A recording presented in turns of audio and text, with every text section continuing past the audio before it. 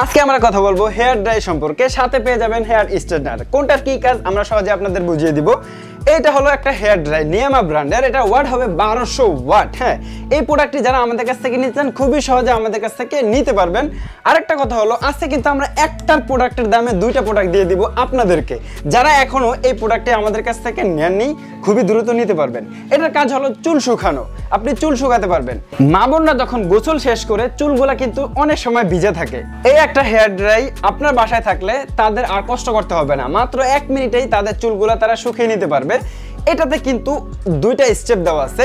একটা হলো আপনি শুধু নর্মাল বাতাস নিতে পারবেন, আর একটা হলো গরম বাতাস, মানে হিটার দিয়ে আপনার চুলগুলো খুবই দ্রুত শুকিয়ে নিতে পারবেন।